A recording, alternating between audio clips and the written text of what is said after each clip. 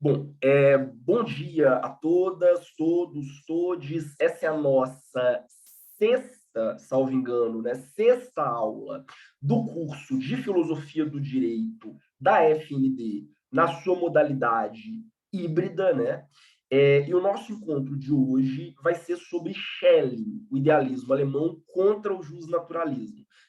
Eu escolhi Schelling aqui por ser o autor da transição entre o pensamento, quer dizer, o idealismo alemão como um todo, né, representa a transição entre a filosofia moderna e a filosofia contemporânea. Quer dizer, daqui em diante, vocês verão, todos os autores que nós vamos trabalhar no curso são autores contemporâneos, a maioria dos quais vivos, né, diga-se de passagem. Então, o Schelling, ele está, né, assim como os demais autores do idealismo, nesse ponto de virada. Há quem diga, inclusive, né, que a filosofia idealista é a carta de fundação do pensamento contemporâneo. Vocês vão entender por quê. A nossa aula ela vai ser dividida em 4 tópicos, espero que breves, né? O primeiro, para fazer uma recapitulação do que a gente discutiu no ano passado. Afinal, foi no ano passado, né? Tem, enfim, umas 2 semanas, então eu imagino que muitos já tenham esquecido. Então, a gente vai fazer uma breve recapitulação do que nós já debatemos nas nossas últimas aulas. Depois, eu vou falar um pouco dos dualismos modernos e da filosofia de Kant. O terceiro ponto, né, vai ser sobre o idealismo alemão contra a fragmentação do mundo moderno. Vocês vão entender o que é isso. E, finalmente, a gente chega no pensamento do Schelling propriamente, né, e, sobretudo, na filosofia do direito do Schelling, para debater se o direito é coerção ou liberdade. Então, começando pela recapitulação, né? Alguns pontos que eu acredito que já devem estar fixados, eu espero que estejam fixados na mente de vocês. A primeira filosofia é um debate racional sobre juízos de valor. O que a filosofia discute não é juízo de fato. O que é um juízo de fato? Sei lá, o quadro é amarelo. O que é um juízo de valor? O quadro é bonito. O que é um juízo de fato? Ele é um homem alto. O que é um juízo de valor? Ele é um bom homem. Ou ele é um homem justo. O objeto da filosofia são os nossos juízos de fato, são os nossos critérios de valoração. O que me permite dizer que uma pessoa é boa ou má? O que me permite dizer que uma decisão é justa ou injusta? O que me permite dizer que uma escultura é bela ou feia? O papel da filosofia é debater os nossos valores, como nós valoramos o mundo. Né? Razão pela qual, né, os ramos da filosofia, todos os ramos da filosofia se ocupam de valores. Então, você tem a teoria do conhecimento, vai tratar de um valor. Que valor é esse? Verdade. Se eu digo, por exemplo, nossa, a sua teoria é verdadeira, ou a sua teoria é falsa, isso não é um juízo de fato, isso é um juízo de valor. Da mesma forma, quando eu digo, nossa, fulana é tão falsa, né? Isso é uma valoração. A ética, né, ou filosofia moral, trata do valor bem. Quer dizer, se eu digo, essa é uma boa decisão, essa é uma boa escolha. A estética, ou filosofia da arte, né, cuida da beleza, ela trata do tema beleza, do valor beleza. A filosofia do direito será um debate racional sobre o valor justiça. O que me permite dizer que uma sociedade é justa ou injusta, ou que uma decisão é justa ou injusta? Qual o critério a partir do qual eu posso dizer que uma constituição é justa ou injusta? Esse é o tema da filosofia do direito. Na antiguidade, a filosofia do direito antigo e medieval acreditava que havia uma ordem natural e racional no universo.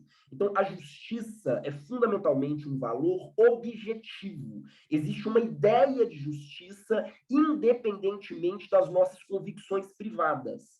Pensa no caso de Sócrates. Ainda que toda a sociedade discorde, a justiça é essa. A justiça não depende da convicção dos indivíduos, porque a justiça é natural, ela existe, ela é intrínseca à realidade. Existem decisões que são objetivamente justas, mesmo que todas as pessoas discordem que elas sejam justas. Vocês percebem? Existem pessoas, é o caso de Sócrates, né, objetivamente justas, mesmo que toda a sociedade à volta delas diga o contrário. A gente viu isso tanto na Antígona, né, a tragédia do Sófocles, quanto na obra do Dante Alighieri, né? Não do Dante Chagas, né? Do Dante Alighieri. Antígona é exatamente isso, né? Ainda que a lei do Estado diga que o rei está autorizado, né, a não enterrar o cadáver, né, do irmão da Antígona, é objetivamente justo que ela enterre. Isso independe da legislação, independe da posição, da opinião dos indivíduos, que existe a justiça em si mesma. Essa é a postura na filosofia antiga e medieval. Na modernidade, a gente viu isso na discussão com a Margaret Cavendish, né? Na modernidade, essa perspectiva se esvazia. O que o Hobbes vai dizer, por exemplo? O Hobbes vai dizer, olha, cada indivíduo tem uma concepção privada de justiça.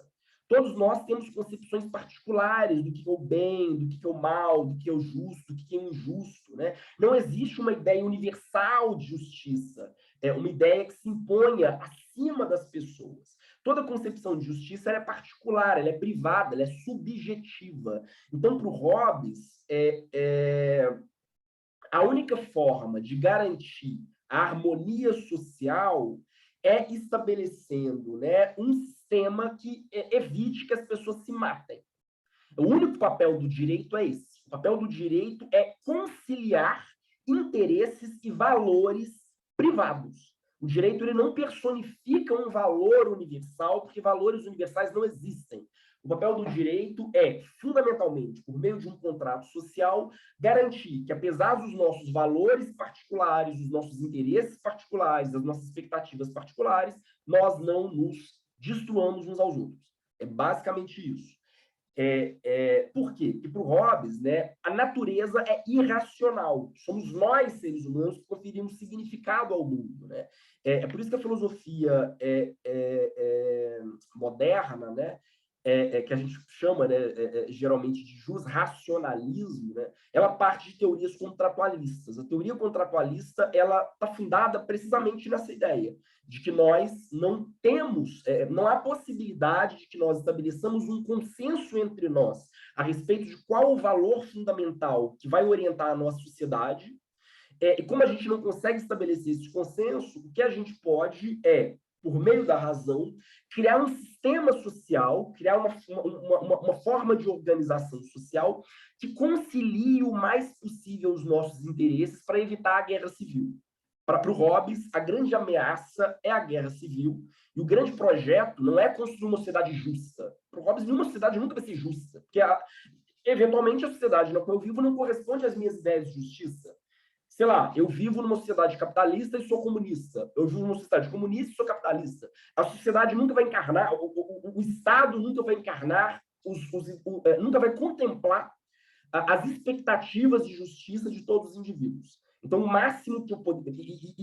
E veja, né, não é à toa que Hobbes está, diferentemente do que muitos imaginam, né, na base da filosofia liberal.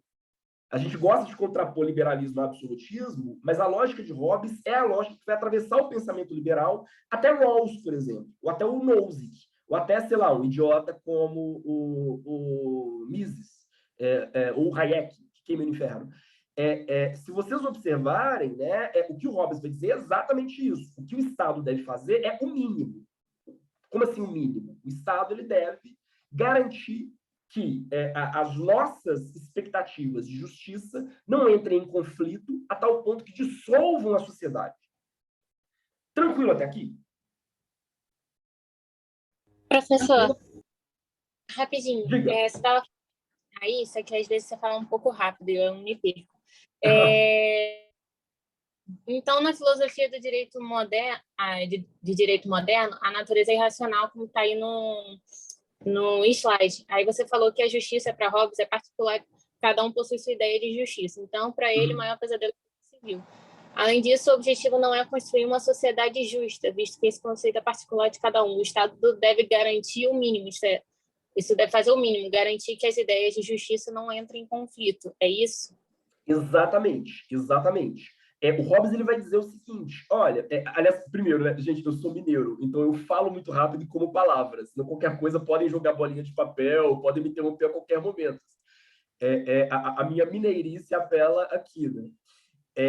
O que o Hobbes vai dizer é o seguinte: todo ser humano, como qualquer animal, vive guiado por dois instintos básicos: a busca do prazer e a fuga da dor. Mas aquilo que dá prazer a você, talvez não seja aquilo que me dê prazer. O Hobbes vai dizer, olha, talvez o meu prazer seja arrancar cabeças dos meus inimigos e enfiar em postes, né? Enfiar em estacas na porta da minha casa. Talvez o seu prazer seja dar sopa para os pobres no fim de semana. Hobbes vai dizer, cada um se diverte à sua maneira. Não existe um padrão universal do que me faz me sentir realizado. Não existe um padrão universal de felicidade. Eu vou dizer, olha, conheço várias pessoas que se sentem absolutamente felizes torturando criancinhas ou torturando gatinhos. Eu posso dizer que esse é um prazer condenável? Hobbes vai dizer não, porque não existe nenhum padrão universal que me permita dizer isso. Me permita dizer que o prazer de torturar gatinhos é um prazer inferior ao prazer de dar sopa para os pobres. Para Hobbes, não é possível fazer isso. Então, todos os nossos valores, todas as nossas valorações, aquilo que eu entendo como bem, aquilo que eu entendo como mal, é puramente subjetivo. Então, que ele vai dizer isso na defesa que ele vai fazer de um poder centralizado, da figura de um monarca. Por que o Hobbes ele vai defender um monarca com plenos poderes? Porque ele vai dizer, olha, se toda concepção de valor é subjetiva, o máximo que a gente pode fazer é escolher um indivíduo, não importa quem seja, não importa quem seja esse indivíduo, mas toda a sociedade, para ter alguma harmonia, para ter algum equilíbrio, deve escolher um indivíduo e dizer, olha, os interesses privados desse indivíduo serão considerados interesses gerais. Não porque esse indivíduo seja melhor para as pessoas, que ele ame mais as pessoas, pode ser qualquer idiota, pode ser até um Bolsonaro, desde que, quer dizer, eu posso eleger a qualquer imbecil, pode ser literalmente um Bolsonaro, não importa, desde que seja um único indivíduo que personifique o interesse da comunidade como um todo para evitar conflitos. Então, Hobbes vai dizer, olha, o objetivo de você ter só um legislador, só uma pessoa dizendo o que a gente pode fazer e o que a gente não pode fazer, não é porque essa pessoa ela seja mais capaz do que as outras, seja mais sábia do que as outras, seja mais bondosa do que as outras. Para Hobbes, isso é indiferente, desde que seja uma pessoa só. Por quê? Porque isso unifica os interesses e impede conflitos, impede a guerra.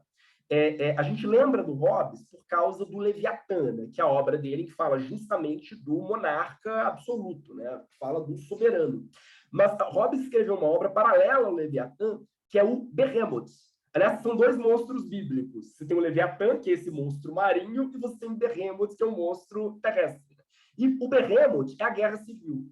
O grande medo, e vejam, faz todo sentido. Hobbes passou a vida inteira, né, vivendo numa Europa atravessada por guerras religiosas, né, por guerras civis religiosas, entre católicos e anglicanos, anabatistas e calvinistas. Então, quer dizer, ele escreve em um cenário totalmente fraturado. Então, a grande preocupação dele não é uma sociedade que realize a justiça. Para ele é indiferente. Para ele, não importa se a decisão do juiz é boa ou má, é justa ou injusta, desde que essa decisão pacifique a sociedade, desde que essa decisão impeça a violência privada. A decisão ela pode ser absurda, ela pode ser absolutamente cretina, para o Hobbes não importa, desde que essa decisão impeça a fratura social, desde que ela garanta que a sociedade ela permaneça harmônica, pacificada. Há um livro muito bom do Renato Janine de Ribeiro, chamado Ao Leitor Sem Medo, que é uma obra sobre o Hobbes. Né? Ele vai analisar como o medo é central na filosofia hobbesiana e na filosofia contratualista como um todo. Né? O problema desses autores, né? o grande desafio enfrentado por esses autores, né? A grande questão central enfrentada por eles, não é o da felicidade humana, da autorrealização. O problema enfrentado por eles é o medo. É a pacificação social. Para eles, o direito só tem essa serventia.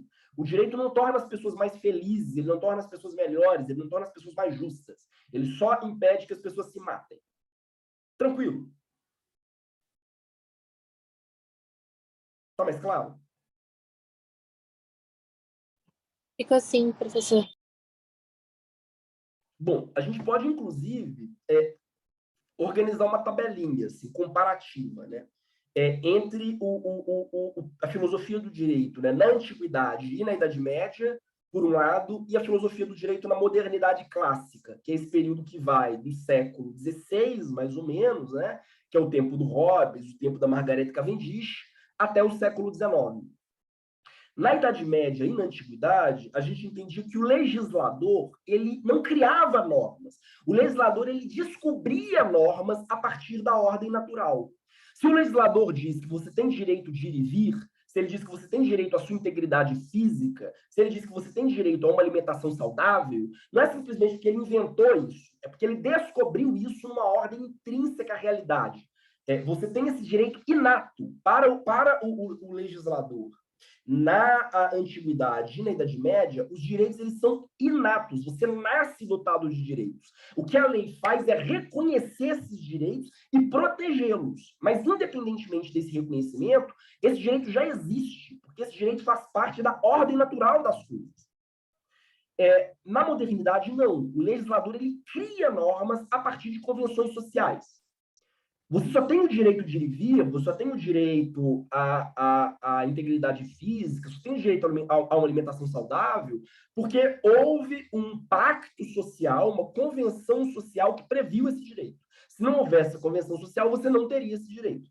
Para usar duas categorias que a gente trabalha, né, em teoria geral do direito civil, né, para os medievais e para os antigos, é como se a facultas agendi. Lembram disso? É como se a facultas agendi viesse antes da norma agendi.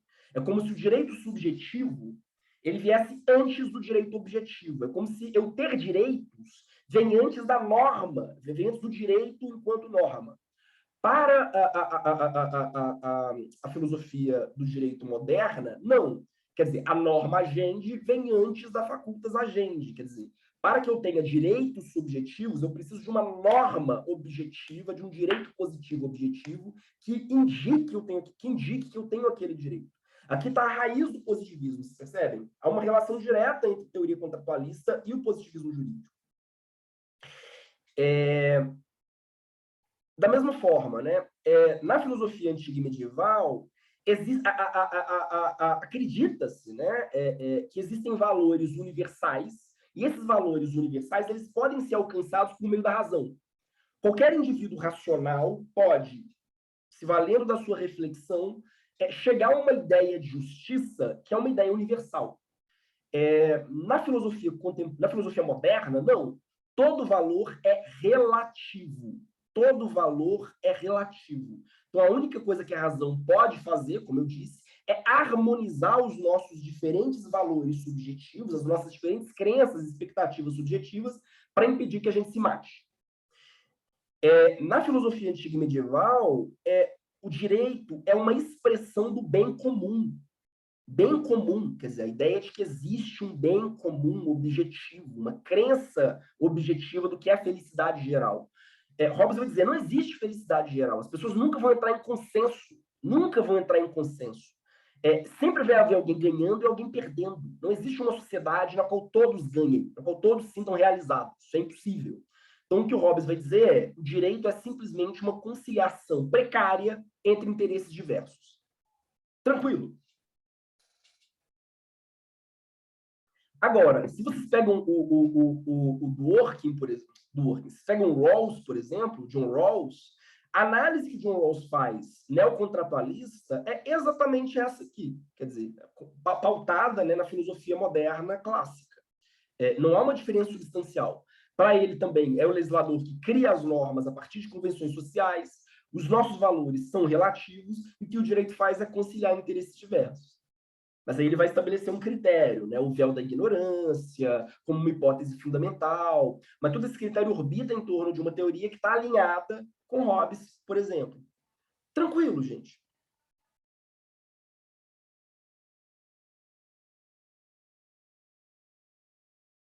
Sim, não, tá lá. Mesmo? Bom, então, vamos lá. Aí a gente entra nos dualismos modernos e na filosofia de Kant. Considerando tudo isso aqui que eu expus, vocês podem perceber que a filosofia moderna é uma filosofia que trabalha a partir de dualismos. Primeiro, você tem esse grande dualismo entre o ser humano e a natureza. Na filosofia antiga e na filosofia medieval, o ser humano está inserido na natureza. Existe uma harmonia, existe um equilíbrio entre o ser humano e a natureza. A filosofia moderna, não. A filosofia moderna entende que existe uma ruptura. O ser humano é um ser expulso da natureza de alguma maneira. Né? O ser humano está sempre em contraposição com a natureza. Da mesma forma, né, existe uma outra grande tensão entre racionalidade e irracionalidade.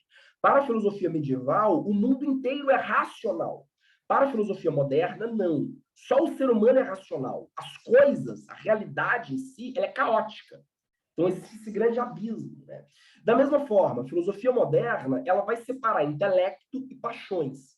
Uma coisa é o intelecto, uma coisa é a razão, que me permite fazer um contrato social. Outra coisa são as minhas paixões, que guiam a minha vida privada. Isso vai ter um reflexo na política, vai ter um reflexo no direito. Para a filosofia moderna, existem grandes distinções entre o estado de natureza e a sociedade civil. Quer dizer, a grande distinção hobbesiana, né? O estado de natureza, quando a gente ainda está entregue às nossas paixões, e a sociedade civil, quando a gente consegue estabelecer um contrato social que garanta que a gente não se mate, quer dizer, permite que a gente refreie as nossas paixões. Você tem essa grande contraposição que é entre o indivíduo e a sociedade, como Hobbes vai dizer, né? A sociedade sempre vai ser uma forma de refrear os interesses dos indivíduos. Eu não me realizo na minha vida social. A vida social é simplesmente uma forma de refrear as minhas paixões. Eu só seria plenamente livre, plenamente feliz, fora da sociedade. Como isso não é possível, eu vivo na sociedade, mas eu vivo de alguma forma castrado por ela.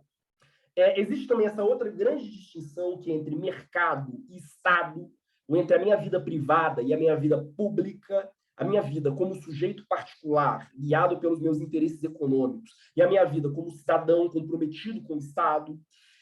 Isso cria outras distinções muito radicais também, né? Entre civilização e barbárie, né? Entre a Europa e os outros, né? Entre as pessoas sãs e as pessoas loucas, né? As pessoas que conseguem controlar as suas próprias paixões por meio da razão e as pessoas que não conseguem. Entre homem e mulher, entre o branco e o negro. A filosofia moderna ela é atravessada por esses dualismos e, sobretudo, por esse dualismo fundamental que é entre ser humano e natureza. Isso está tranquilo? Porque isso é importante. Mesmo. A filosofia hobbesiana é uma filosofia dualista. Ele vai dizer, olha, nós sempre estamos divididos. Nós estamos divididos entre as nossas paixões e a nossa razão. Nós estamos divididos entre a nossa vida privada, que é guiada pelos nossos interesses particulares, e a nossa vida pública, que precisa harmonizar interesses diversos. Nós somos pessoas fraturadas. Tranquilo isso? Mesmo? Sim? Bom, por que isso é interessante? Né? Talvez o filósofo que melhor retrate esses dualismos, e que é um filósofo que tinha uma grande admiração por Hobbes, diga-se de passagem, né? Reza a lenda que ele tinha um grande retrato de Hobbes no seu gabinete, é Kant. Kant é o último filósofo iluminista, né? A gente poderia dizer até o último filósofo moderno, propriamente dito, né? Aquele filósofo que está no apogeu e na decadência da filosofia moderna. Ele nasce em 1724, né? E morre em 1804, ou seja, ele teve uma longa vida, né? Para as pessoas daquela época, né? Ele assiste à Revolução Francesa, é considerado, inclusive, um dos grandes nomes que influenciam a Revolução Francesa. E ele vai ser o filósofo que vai tentar fazer um balanço da filosofia moderna, né? Das potencialidades e dos limites da razão humana. O que a filosofia crítica do Kant faz é exatamente isso. Né? A filosofia crítica é aquela filosofia no qual a razão se volta sobre a própria razão. E a razão faz um balanço de si mesma. O que o Kant está preocupado é realmente em discutir isso. Qual é a potencial, o que a razão pode fazer, até onde a razão pode chegar e onde a razão não pode chegar. onde o intelecto humano não pode chegar. E a filosofia do Kant, eu não vou entrar nela, mas é uma filosofia atravessada por dualismos também, assim como a filosofia hobbesiana. O Kant, ele explora esses dualismos, a começar, né, desse primeiro grande dualismo, que é entre sujeito e objeto, e entre coisa em si e fenômeno. Kant vai ser o filósofo que, de uma forma mais radical, vai dizer o seguinte: nós, seres humanos, nunca temos acesso ao que as coisas são em si mesmas. Eu nunca vou saber o que é esse copo em si mesmo. A única coisa que eu sei é o que esse copo representa, como esse copo se mostra enquanto fenômeno para mim. Então, o mundo em si mesmo é inacessível para nós. A única coisa que nós percebemos é aquilo que o mundo aparenta. Então, eu nunca saio, de fato, da minha própria mente. Nunca. Eu sou sempre prisioneiro, digamos assim, da minha própria mente. Eu sou um prisioneiro da minha própria razão. Eu nunca tenho acesso real ao mundo. Eu nunca tenho acesso real às outras pessoas. Eu não sei nem se existem pessoas aí atrás. Quer dizer, eu sei que não, né? Fora o Dante e o Murilo, eu acho que o Murilo foi dormir, então, não, brincadeiras. Mesmo assim, eu nunca sei, olhando para uma pessoa, se ela de fato existe ou se ela é simplesmente uma representação da minha mente. Eu não sei se eu estou preso na Matrix. Para fazer referência ao novo filme da Matrix, né? Talvez eu esteja preso na Matrix. O Kant vai dizer, nós nunca temos certeza. Então, o Kant ele estabelece um dualismo radical, né? Entre eu e o mundo. Eu tô sempre, quer dizer, eu sou condenado a mim mesmo, vamos dizer assim. Estou preso sempre a mim mesmo. Eu nunca tenho um contato real com o mundo.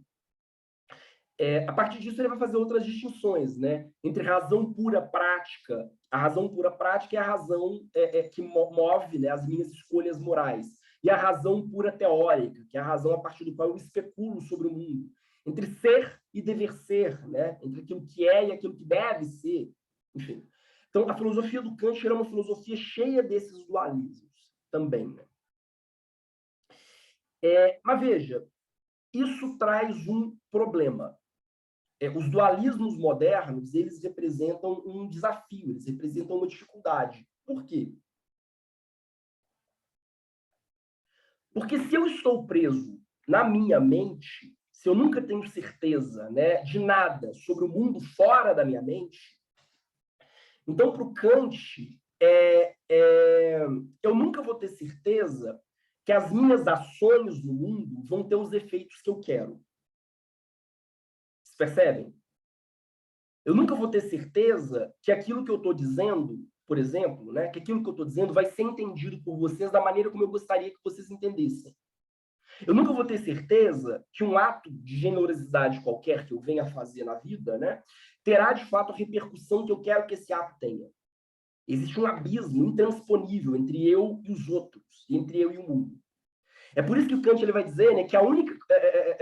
É uma frase muito interessante. Ele vai dizer o seguinte: ó, neste mundo, e até fora dele, nada é possível pensar que possa ser considerado como bom sem limitação, a não ser uma só coisa, uma boa vontade.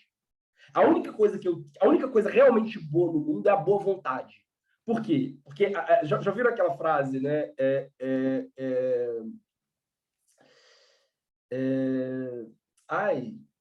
De boas intenções o inferno está boas cheio? intenções o inferno está cheio.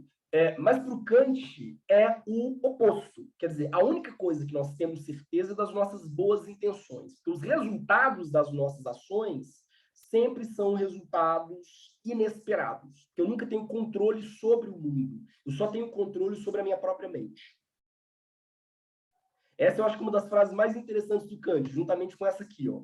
Não se pode conceber a flatulência intestinal a não ser de acordo com princípios subjetivos. Eu nunca vou entender qual é o sentido de o Kant ter escrito isso num tratado, mas isso está num tratado do Kant. Mas eu até coloquei... Profeta. Oi? Foi profeta. Bolsonaro... Bom que você disse isso, né? É a razão do meme seguinte. Mas vejam, o Kant ele vai dizer o seguinte, né? Existe um abismo. Vejam, existe um abismo entre a minha mente e o mundo. Eu nunca sei quais são os efeitos reais das minhas ações sobre o mundo. Isso traz um problema. Qual é o problema? Eu só sou realmente livre na minha cabeça. Porque toda ação que eu faço, que eu acho que vai ser livre, ela talvez nunca vá corresponder efetivamente aos propósitos. Vocês percebem? Aos propósitos que eu dei àquela ação. Muito abstrato.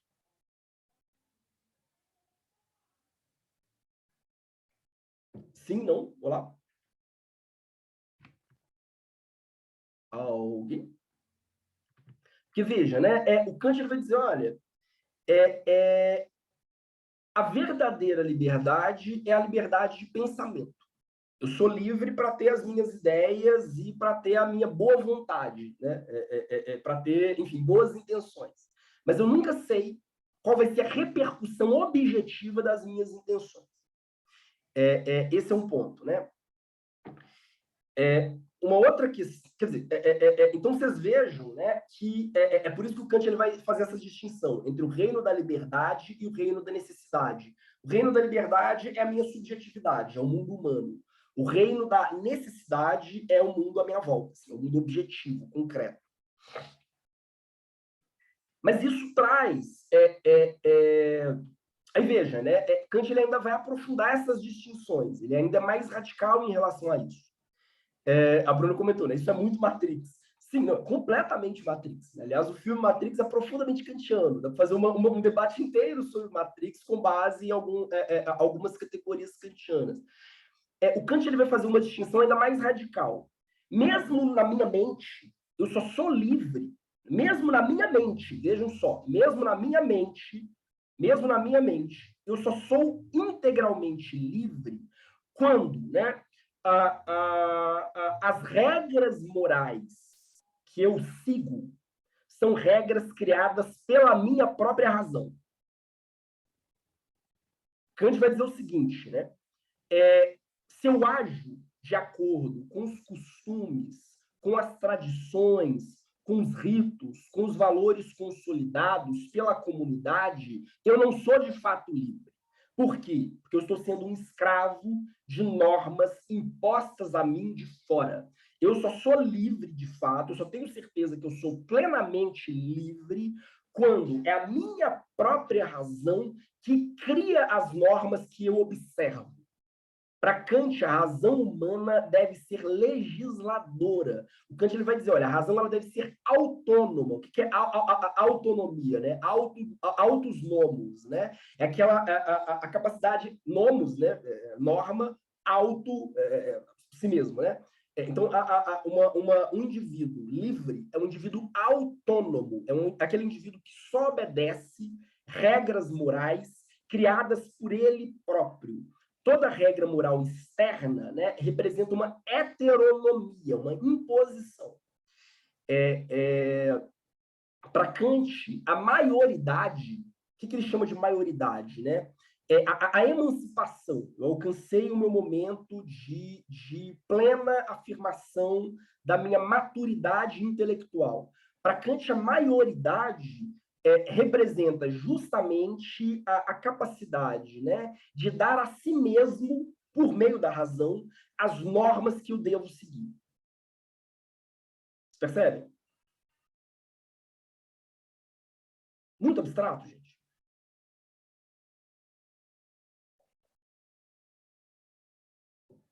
Não? Sim? Não?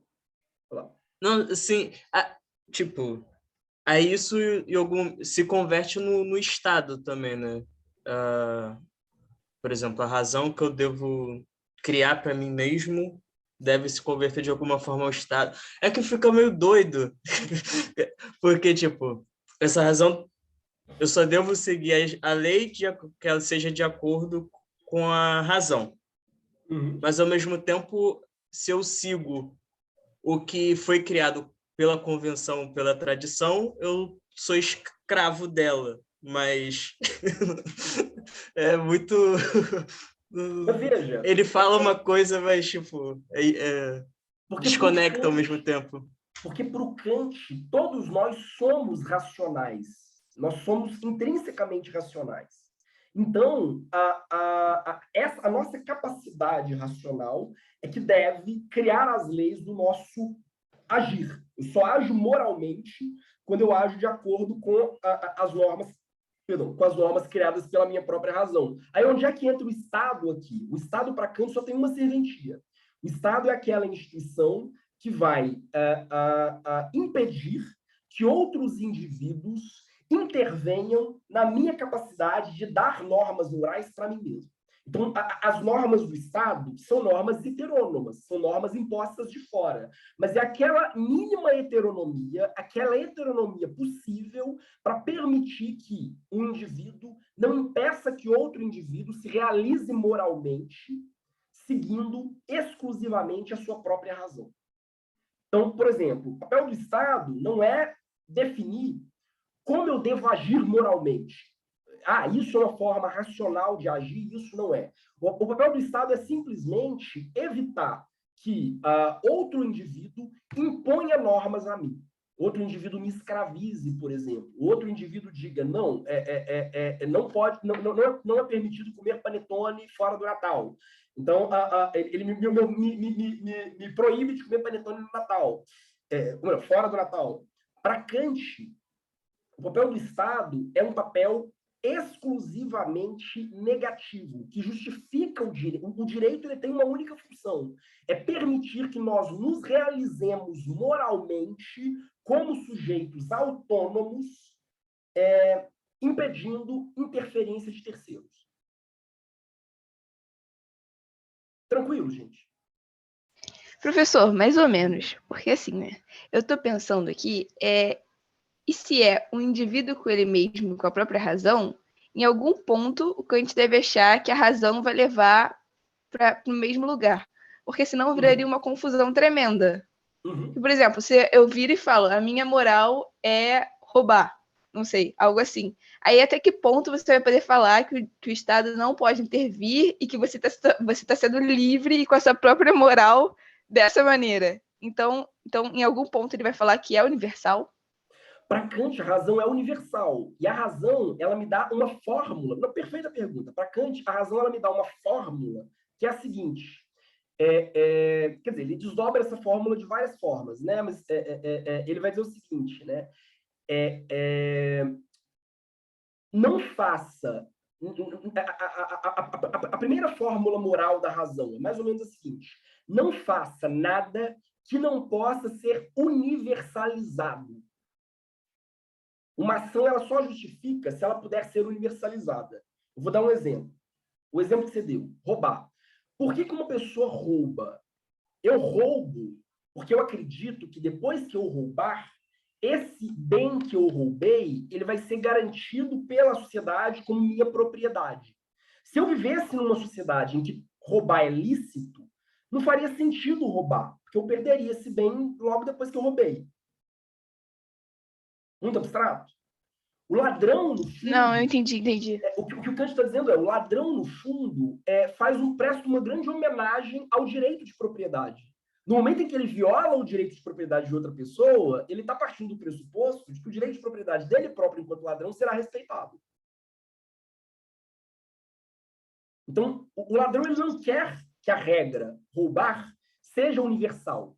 Por quê? Porque ele parte da expectativa de que, a partir do momento em que ele roubou, o bem que ele roubou vai ser mantido na propriedade dele. O ladrão faz realmente uma grande homenagem, um grande elogio ao direito de propriedade.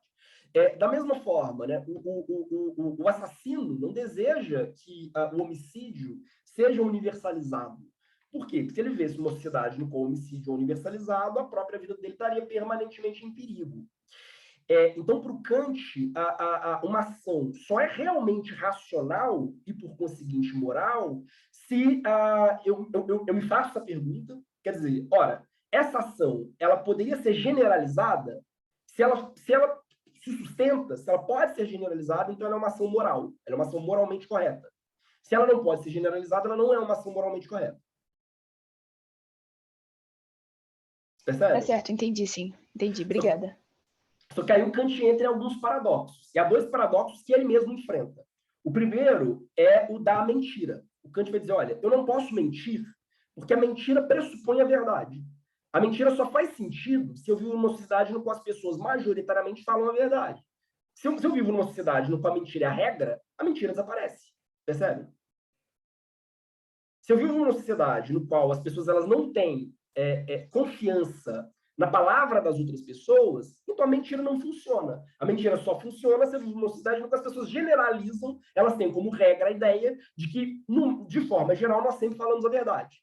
Então, para Kant, mentira é sempre um problema. E aí ele enfrenta a seguinte questão. Imagina que alguém está fugindo de um assassino. Sei lá, imagina que alguém decide se refugiar na minha casa. Aquele filme, o Jojo Rabbit. Jojo Rabbit, é isso? Imagina que alguém está fugindo, se escondeu na minha casa, fugindo do nazismo. Aí bate um oficial nazista da SS e diz: tem um judeu escondido debaixo da sua cama? O Kant vai dizer, a única resposta correta, moralmente correta, aqui é sim, ele está escondido ali no segundo andar, no cômodo tal. Pode entrar. Por quê? Porque a mentira não poderia ser, não tem valor moral, porque ela não pode ser universalmente aceita. Você percebe?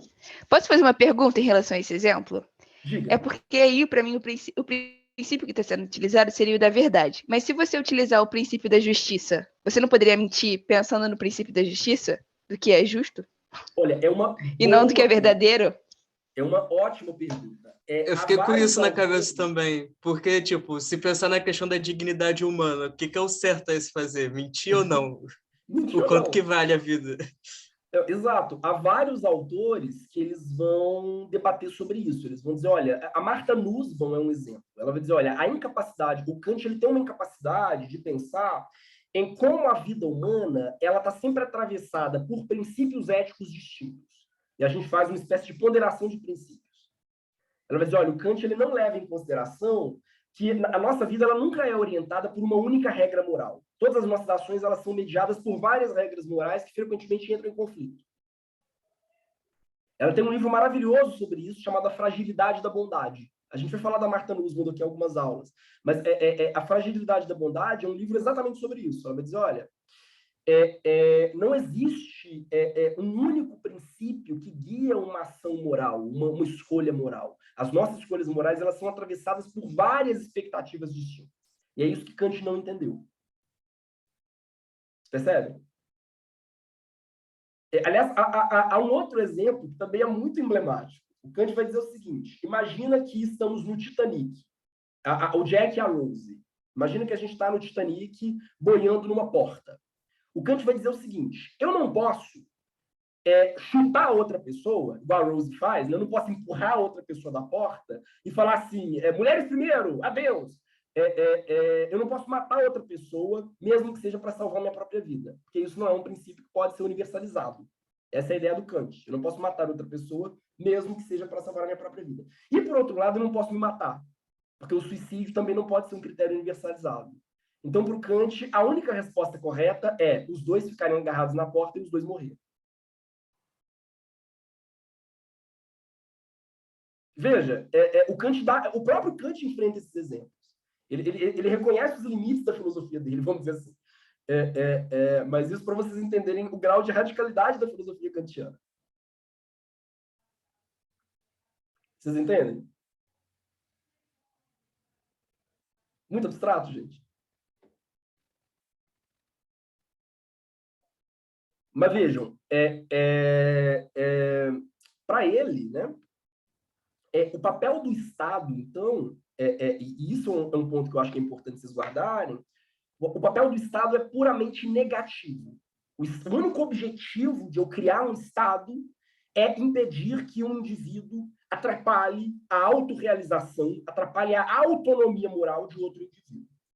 É por isso que o Kant ele está, assim como Hobbes, né, na raiz do pensamento liberal. Kant é um dos grandes filósofos liberais, um dos grandes nomes do liberalismo. Né? Ele cria, vamos dizer assim, o marco teórico, né, do liberalismo, tal como vai se desenvolver no século XIX, exatamente por isso, por entender que se a única liberdade possível, né, é a liberdade de consciência, de boa vontade, né? E é uma liberdade que pressupõe que o indivíduo obedeça à própria razão e não normas impostas. Então, as únicas normas impostas que fazem sentido, né, a única norma externa, né, no caso a norma jurídica que faz sentido, é aquela norma que garanta um grau de harmonia, um grau de equilíbrio entre os indivíduos. A comunidade só serve para isso.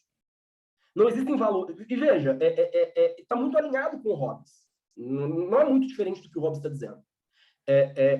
No sentido de que o papel da comunidade é simplesmente harmonizar interesses privados.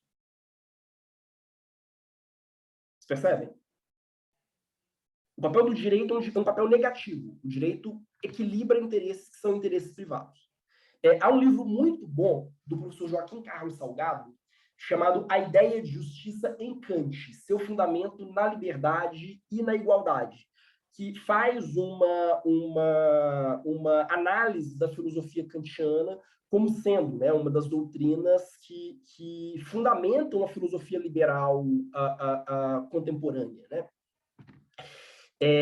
Se vocês conseguirem a primeira edição desse livro, que é uma edição de capa cinza, eu a considero melhor. Por quê? Porque, na verdade, o autor ele tirou alguns capítulos do livro e desenvolveu esses capítulos melhor, né, e criou um novo livro. Então, ele dividiu esse livro, A Ideia de Justiça em Kant, em 2. Então, se vocês pegam a primeira edição, vocês ainda conseguem achar aqueles primeiros capítulos que ele veio a tirar depois, nas edições subsequentes. Mas, enfim. Eu coloquei essa imagem aqui. Eu amo esse Twitter, assim, esse canal no Twitter, sei lá, esse perfil no Twitter, né? Que é o Ethics and Bricks, que ele ilustra debates, né, de ética, debates de filosofia política também, com o Lego. Quer dizer, eles fizeram um comentário sobre filosofia e individualismo e colocaram, enfim, essas figurinhas do Lego isoladas umas das outras, né? Eu acho muito fofo. Mas, bom, o que eu quero que vocês tenham em mente, então, vou até voltar para o Lego. A filosofia moderna, que vai de Hobbes, da Margaret Cavendish até o Kant, é uma filosofia dualista, é uma filosofia muito marcada pela separação entre o indivíduo e o mundo, e entre o indivíduo e a comunidade, e é uma filosofia, por conseguinte, que ela está muito atrelada à ideia liberal, segundo o qual existe sempre uma contraposição entre os interesses da sociedade e os interesses privados. A sociedade, ela é sempre uma espécie de freio aos meus interesses privados. É uma espécie de freio à minha liberdade, à minha autorrealização. Tranquilo isso?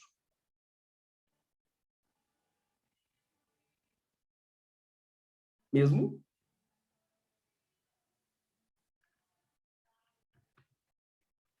Vejam, né? Reitero, o direito, para esses filósofos, tem um papel puramente negativo. O direito não nos torna pessoas melhores, não nos torna pessoas mais felizes e não nos torna pessoas mais justas. O papel do direito é unicamente impedir que as outras pessoas interfiram na minha autonomia. Essa é a lógica liberal por excelência. O direito ele tem uma função policial, de evitar que a minha liberdade privada seja violada pela liberdade privada de outro indivíduo. Harmonizar liberdades privadas, não harmonizar interesses privados. O Kant é quem vai dar a fundamentação filosófica ideal para isso. Você vai dizer, olha, o direito ele tem uma função negativa no sentido de permitir que nós sejamos... Eu só sou uma pessoa moral, eu sou uma pessoa plenamente moral se eu não sofro interferência externa. Então, o direito ele tem uma função de apoio à moral. Mas qual é a função de apoio que o direito tem para a moral? É impedir que outras pessoas impeçam que eu haja moralmente. Ou seja, que eu haja de acordo com a minha própria razão. Beleza. Tranquilo isso? Aí a gente entra no idealismo alemão contra a fragmentação do mundo moderno. Por quê? Vocês vão entender. A Revolução Francesa, como eu disse, é muito inspirada na filosofia kantiana. a Revolução Francesa é o ápice desses dualismos modernos. E a Revolução Francesa, ela parte de um oxímoro, ela parte de uma contradição em termos. Que contradição em termos é esse? A tentativa de criar uma sociedade, uma comunidade puramente individualista. Uma comunidade de indivíduos autônomos. Você percebe? Se eu fundo uma comunidade, mas na qual toda norma coletiva é uma espécie de invasão, uma espécie de violação das liberdades individuais, então eu fundo uma comunidade que se autodestrói. Eu fundo uma comunidade que ela está permanentemente se autofragmentando. Se eu fundo uma comunidade cujo maior princípio é o individualismo moral, se eu fundo uma comunidade que entende que a sua maior base é o individualismo moral, então essa comunidade não existe enquanto comunidade. Percebe? Porque toda norma que eu construir coletivamente vai ser vista como uma ameaça à minha liberdade enquanto indivíduo moral. Tranquilo isso, gente? Sim? Não? É por isso que a Revolução Francesa ela tem uma dificuldade tão grande, né? Pelo menos é o que o idealismo alemão vai dizer, né? É por isso que a Revolução Francesa ela vai ter uma dificuldade tão grande em construir instituições que substituam aquelas instituições que eles estão destruindo. Se eu digo, por exemplo, não, as corporações de ofício são uma ameaça à liberdade individual, porque elas representam normas externas ao indivíduo, não normas que o indivíduo criou ele próprio. Não, a igreja é uma ameaça à liberdade individual, porque a igreja está instituindo normas externas, né, aquelas normas que o indivíduo dá a si próprio. Não, o Estado em si mesmo é uma espécie de ameaça à liberdade individual. Né? O Estado ele está criando normas que são externas àquelas normas que o próprio indivíduo está dando a si mesmo. Né? Então, existe uma tensão permanente, né, entre o indivíduo e a comunidade, de maneira que a liberdade do indivíduo ela é sempre vista como destrutiva. Quer dizer, a liberdade do indivíduo ela só se manifesta contra as instituições, e as instituições elas sempre vão ser uma espécie de freio à minha liberdade. As instituições são uma espécie de mal necessário que eu só aceito na medida em que elas não atrapalhem tanto assim as minhas a minha liberdade enquanto sujeito moral. Tranquilo. Muito abstrato. Demais, né? Sim, não, olá? Mesmo? Eu gosto de dizer que essa sempre é a aula mais difícil dos semestres. Se a gente supera o idealismo alemão, o resto fica meio nas chupetas. Bom.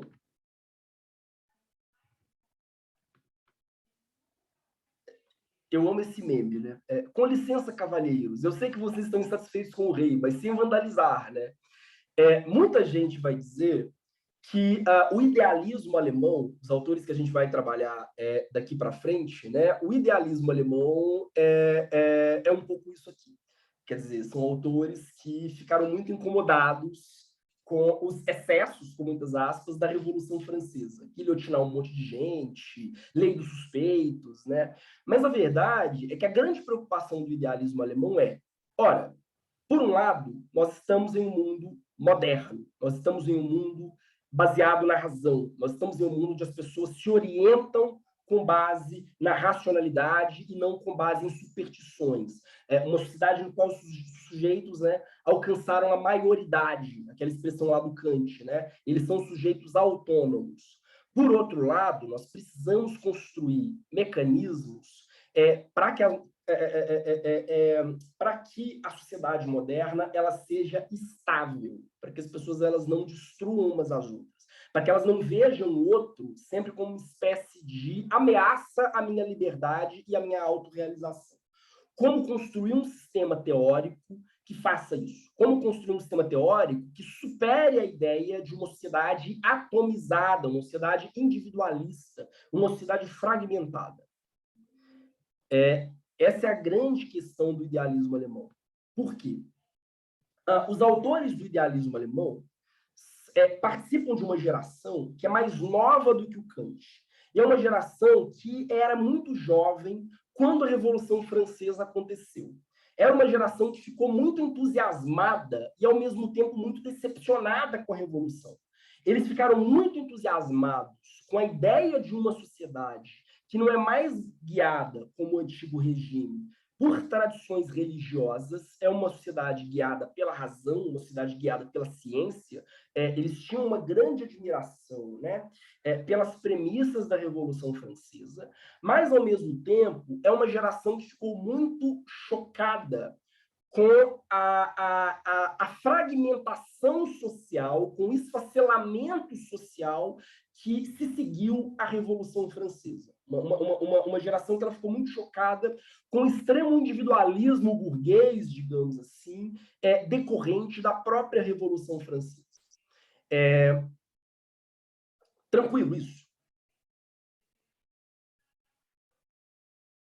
Mesmo? Então, veja, que Kant, quando Kant pensa, né, esse modelo que seria uma sociedade liberal, uma sociedade no qual todos os indivíduos são emancipados, autônomos, né, alcançaram a maioridade, todos vivem de acordo com a sua própria razão. Quando Kant pensou esse sistema, ele pensou algumas décadas antes, vamos dizer assim, da Revolução Francesa. Quando a Revolução Francesa aconteceu, ele viu a Revolução com uma certa decepção, mas também com muito entusiasmo. E ele... como é que eu vou dizer? Ele acha que é possível, inclusive, trazer para a Alemanha o mesmo modelo, né, de uma sociedade liberal, individualista, né, que ele via na Revolução Francesa, mas sem os ônus, né, sem ter que quebrar os ovos que os jacobinos revolucionários quebraram. Então, Kant ele vai defender, inclusive, a figura de um déspota esclarecido, né, a figura de um tirano esclarecido, que cria uma sociedade liberal na Alemanha, com muitas aspas, né, porque a Alemanha propriamente não existia, mas cria uma sociedade liberal naquele território germânico, né, de língua alemã, sem passar necessariamente pela Revolução. Os jovens que acompanharam a Revolução, né, por outro lado, vão ver aquele processo com uma grande expectativa, mas também com muito horror. Horror, sobretudo, pela incapacidade de converter a promessa revolucionária em algo mais do que uma sociedade burguesa individualista. Há uma esperança muito grande na ideia de uma sociedade que não é mais baseada na religião, mas é uma sociedade baseada na razão, numa razão que garanta a liberdade e a autonomia dos indivíduos, mas há uma desilusão muito grande em como esse modelo se converteu rapidamente em um despotismo esclarecido liberal. Por isso, todos esses filósofos, né, que a gente chama de idealismo alemão, eles vão ter um objetivo básico, que é construir uma filosofia da totalidade. O que seria uma filosofia da totalidade? Uma filosofia que, para além dos individualismos e para além da fragmentação moderna, construa um projeto coletivo, um projeto comunitário de vida social. Esse, no fundo, né, o projeto do Fichte, esse o projeto do Schelling e esse o projeto do Hegel, os três autores que a gente associa ao idealismo alemão. Eles estão buscando um sistema. E sistema aqui tem um sentido muito específico, né? Eles estão buscando aquilo que a gente poderia chamar de um mapeamento cognitivo. O que seria um mapeamento cognitivo, né? Seria um mapa a partir do qual o indivíduo moderno ele se oriente, ele não se sinta tão preso à sua própria particularidade, à sua própria individualidade. Hegel, né, Hegel é um grande admirador do Hesíodo, né? E o Hesíodo dizia, né, que a individualidade, o indivíduo preso à sua particularidade é um idiota. Quer dizer, ele vamos dizer, um escravo de si mesmo, né? Um escravo das suas próprias ideias. Para esses autores, né, eu preciso, com base na razão, dá um passo além do liberalismo, dá um passo além do individualismo liberal, dá um passo além dessa fragmentação e construir uma vida comunitária baseada na razão. Então, para eles, né, inclusive, todas as esferas da nossa vida, ética, economia, arte, direito, política, todas essas esferas elas têm que ser reintegradas em um todo. Tranquilo isso? Muito abstrato, gente.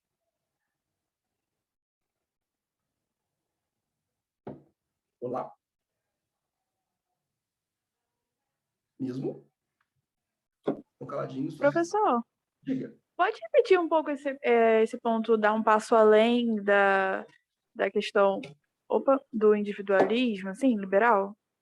Sim, porque para eles, né, não eles não estão satisfeitos com a ideia de que basta uma sociedade na qual o direito garanta a autonomia privada dos indivíduos. Um direito que garanta que cada indivíduo persiga os seus próprios interesses ou haja de acordo com a sua própria moralidade, sem interferência externa. Para eles, isso é pouco.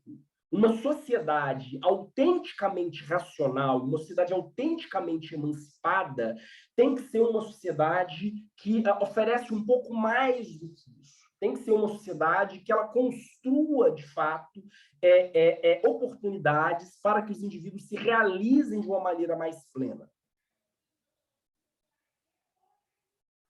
Ainda está abstrato? Entendi. Mesmo? Por exemplo, eu tenho um professor que chega... Aliás, o mesmo professor desse livro aqui, o Joaquim Carlos Salgado. Meu Deus, voltei. O livro seguinte a esse livro aqui, A Ideia de Justiça em Kant, se chama A Ideia de Justiça em Hegel. E se A Ideia de Justiça em Kant é um livro no qual ele vai mostrar, né, como a filosofia kantiana ela serve como uma espécie de base para o pensamento liberal, ele vai dizer como a filosofia hegeliana e o idealismo alemão como um todo é uma das bases do Estado social. Como existe uma inter-relação, né, entre a filosofia do idealismo alemão e a crítica que o idealismo alemão vai fazer ao individualismo e à fragmentação do pensamento moderno e a filosofia por trás, né, do Estado social. O que é importante para esses autores, não basta, se eu quero realmente desenvolver uma sociedade livre e racional, não basta deixar os indivíduos à própria sorte. Não basta dizer que seja livre, haja como você quiser, sem interferência externa. Eu preciso criar uma sociedade que permita, que assegure que as pessoas sejam de fato emancipadas. Eu preciso de um Estado que intervenha na vida pública. Tranquilo. Estou sendo ainda meio genérico. Eu falei de mapeamento cognitivo, de sistema, eu gosto muito disso aqui, né? Eu acho que mostra um pouco a preocupação deles, né? Você tem data, né? Dados, informação, conhecimento, né? O conhecimento como sendo aquela capacidade de conectar todas as informações em um todo, né? Aí tem o insight, a sabedoria e a teoria da conspiração. No fundo, a gente poderia dizer que o que o idealismo faz não é propriamente conhecimento, teoria da conspiração. Um pouco...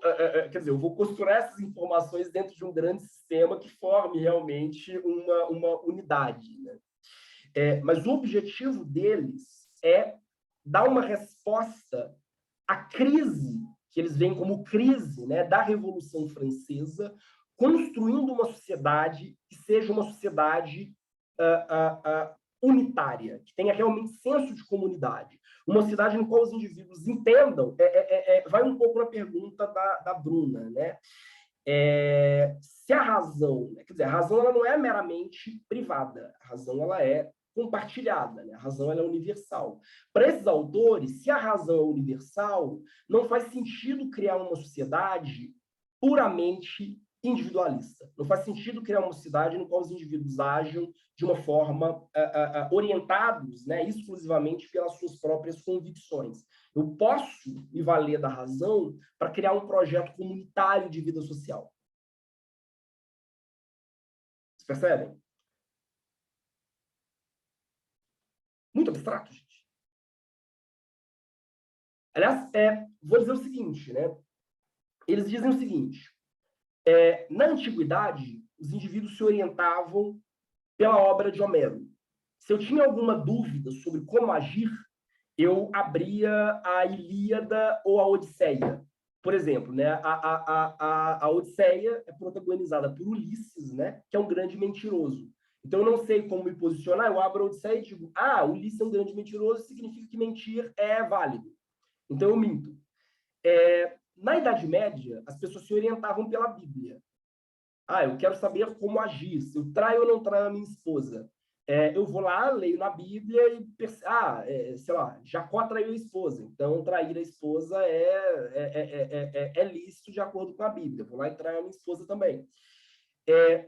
Para a modernidade, que não é baseada na religião, qual deve ser o guia para orientar a vida das pessoas? No fundo, a pretensão desses autores, né, do Fichte, do Schelling e do Hegel, é sempre essa, é buscar um guia, mas um guia racional, um guia baseado na filosofia e não na arte e nem na religião, que sirva de orientação para os indivíduos modernos, na sua vida pública, na sua vida comunitária. Eles querem fazer algo para a modernidade, que eles entendem, olha, a Revolução Francesa é incontornável. Estamos agora em uma sociedade que não é mais baseada em cultos, que não é mais baseada em mitos obscurantistas. É uma sociedade baseada na razão. Mas a razão não é simplesmente um instrumento privado. A razão é um instrumento público para orientar a nossa vida enquanto comunidade. Então, eu quero criar uma nova Bíblia, digamos assim, eu quero criar um novo texto que sirva como referência para o agir dos indivíduos na vida coletiva. Tranquilo. Por quê? Porque para eles a gente precisa disso. E por que a gente precisa disso? Porque se eu estou entregue às minhas próprias convicções particulares, né, o risco de eu viver numa sociedade que está permanentemente fraturada, esfacelada e correndo o risco de se desintegrar é enorme. Aí eu trago como exemplo esse filme que estreou na Netflix semana passada, que eu acho maravilhoso, que é O Não Olhe para Cima. Né? Se eu construo, quer dizer, é exatamente o resultado de uma sociedade inteira fundada no individualismo, né? Ou em convicções particulares, em que cada um está querendo fazer o seu e pouco importa com os demais. Né? Você percebe? Para o idealismo alemão, o grande problema da filosofia contemporânea, ou melhor, o grande problema do mundo moderno é o individualismo. O grande problema do mundo moderno é a crença de que basta eu perseguir os meus interesses privados, já que não existe uma ideia pública de justiça, uma ideia pública de bem comum. Para eles é possível, por meio da razão, reconstruir uma ideia pública de bem comum. Que não é uma ideia natural. Eles vão dizer, olha, não existe uma ideia, uma concepção objetiva de bem comum. Mas isso não significa que a gente possa construir uma sociedade na qual nós estamos condenados aos valores privados dos indivíduos. Nós precisamos, por meio da razão, construir um parâmetro universal de valor, um parâmetro que seja compartilhado comunitariamente de valor, um parâmetro de valor que seja compartilhado comunitariamente. Tranquilo? Sim, tranquilo. Mesmo? Todos eles, inclusive, vão rechaçar as teorias contratualistas. Porque eles vão dizer, olha, contrato é uma coisa privada. Você não pode fundar a comunidade, que é pública, a partir de uma referência privada. Todos eles têm horror à ideia de contrato. Aliás, há uma distinção que eu acho muito interessante. Né? Por exemplo, o Kant, que é um filósofo contratualista na sua expressão mais sofisticada, né, a gente pode dizer, o Kant ele dizia que o casamento, por exemplo, o casamento nada mais é que um contrato de prestação sexual recíproca entre duas pessoas. O casamento é uma espécie de prostituição consentida. O que uma pessoa faz num casamento? Ela se compromete a prestar com exclusividade, pelo menos em tese, né, prestar com exclusividade serviços sexuais para o seu parceiro. E vice-versa. em troca de dinheiro, quer dizer, em troca de a gente ter uma conta conjunta, uma vida... tanto que eu posso anular um casamento, quer dizer, pelo menos eu podia anular um casamento, por falta de prestação desses serviços sexuais. Veja, é a ideia mais individualista possível. Mesmo a instituição da família, para Kant, pode ser descrita como um contrato entre indivíduos. E é um contrato com base em quê? Prestação sexual. O idealismo alemão vai ver isso com um enorme horror. Eles vão dizer, olha, isso é o símbolo de uma sociedade fragmentada, é o símbolo de uma sociedade dualista, é o símbolo de uma sociedade no qual os indivíduos estão presos a si mesmos. A gente não é capaz de pensar em instituições que são mais amplas do que nós. A gente é incapaz de pensar em valores que superam os nossos interesses privados. Para eles, isso leva necessariamente ao horror. O Dante comentou, né? Imagina a tristeza que seria casar com esse homem. Mas veja, Kant não teve esse problema. Ele morreu solteiro e reza a lenda que ele tinha verdadeiro horror a sexo. Há textos do Kant, inclusive, né, em que ele argumenta que a perda de fluidos corporais acelera a morte. E razão pela qual, né, a ejaculação, por exemplo, né, seria uma forma de eu adiantar a minha própria morte, eu envelhecer precocemente. Então, há quem diga, há um livro muito interessante chamado A Vida Sexual de Kant, há quem diga que o Kant se amarrava na cama para evitar se mexer durante a noite, né, e ter poluições noturnas. Ele evitava ao máximo ter poluições noturnas. A Poliana comentou, né? Por isso ele morreu com 80 anos. Exatamente. Numa época que a maioria das pessoas elas morriam com 35, 40 anos, Kant morreu com 80. Então, né? Talvez a posição dele não seja tão absurda assim. Mas reza a lenda que ele era tão obcecado com isso, né, que, enfim, Kant é um neurótico por excelência. Assim. O Woody Allen devia fazer um filme sobre a vida sexual de Kant. É a melhor pessoa para interpretar Kant. Dizem que os vizinhos acertavam os relógios de casa com base no passeio matinal que o Kant fazia. Toda manhã ele acordava, ia dar um passeio pela cidade de Königsberg. Né? Ele nunca saiu de Königsberg. Königsberg é uma pequena cidade, era uma pequena cidade, né, naquele momento, que se tornou depois Kaliningrado. Königsberg foi incorporada pelo Império Russo. Königsberg, Kant nunca saiu, nunca. Ele nunca viajou para a cidade vizinha. E dizem que era possível acertar os ponteiros do relógio, digamos assim, pelo caminho do Kant, que ele era sempre absolutamente pontual, absolutamente obcecado em enfim, sair de casa no mesmo horário, entrar no mesmo horário. Dizem que ele só atrasou uma vez. Ele só atrasou o passeio matinal dele uma vez, quando chegou a edição do Contrato Social do Rousseau. O dia que ele recebeu a edição do Contrato Social do Rousseau, a primeira edição do Contrato Social do Rousseau, ele atrasou o passeio matinal, porque ele também era apaixonado por Rousseau. Hobbes e Rousseau, as duas grandes referências do Kant. Mas veja, para o idealismo alemão, uma sociedade de indivíduos autônomos não é uma sociedade. Para o idealismo alemão, uma sociedade no qual o direito tem uma função puramente negativa de garantir o meu agir moral, não é uma sociedade. Uma sociedade, ela pressupõe valores comunitários. O idealismo alemão vai dizer, olha, esse dualismo que começa em Hobbes, ou esse dualismo que começa lá na Margaret Cavendish, leva ao terror, ele leva à fragmentação política, ele não leva à construção de uma comunidade unitária e orientada para o bem comum. E a gente pode construir uma ideia de bem comum, uma ideia que seja compartilhada de bem comum e que não dependa da pressuposição de uma ideia de justiça inata, de direitos inatos ao indivíduo. Não, mas segue sendo uma ideia válida para todos. Tranquilo isso? Mesmo. Há uma frase do Hegel que eu acho muito emblemática, né? Ele vai dizer, né, do eu que é um nós e um nós que é um eu. Eu que é um nós e um nós que é um eu. Quer dizer, ele está tentando recuperar esses senso, né, de pertencimento a uma comunidade. Para o idealismo alemão, né, é preciso que o indivíduo ele se reconheça no mundo externo, nas instituições, nas leis, nos costumes, né?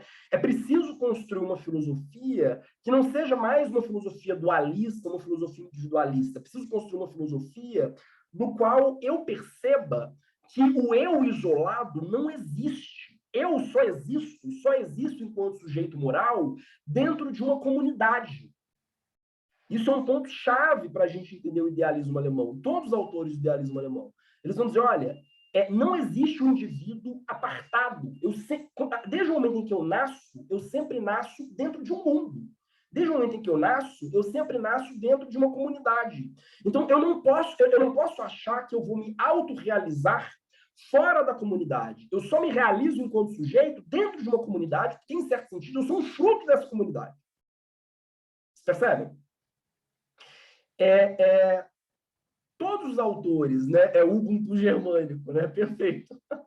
Todos os autores do idealismo alemão, eles vão, então, tentar reconectar o eu com o mundo. Eles vão dizer, olha, a filosofia hobbesiana, por exemplo, e a filosofia kantiana são uma mentira, porque não existe o eu isolado do mundo. O eu está sempre inserido no mundo. O Fichte, né, ele vai ser o primeiro filósofo, é o mais próximo do Kant, a tentar fazer isso. E como é que o Fichte vai tentar fazer isso? Né? Ele vai dizer que tudo é eu. Ele vai construir uma filosofia da consciência para mostrar que, na verdade, não existe separação entre o eu e o mundo, porque tudo é eu. O mundo é simplesmente uma expressão das minhas próprias ideias individuais. O mundo é uma expressão da minha razão. Então, a partir do eu posso deduzir o mundo. Vamos dizer assim, é o eu que dá significado ao mundo. O Schelling vai na direção oposta. Ele vai dizer que tudo é natureza. Ele vai dizer, olha, na verdade, o indivíduo está conectado ao mundo porque o indivíduo é simplesmente uma parte do cosmos. Eu posso até achar que não. Eu posso até achar que eu sou uma coisa e o mundo à minha volta é outra, que o mundo é externo a mim.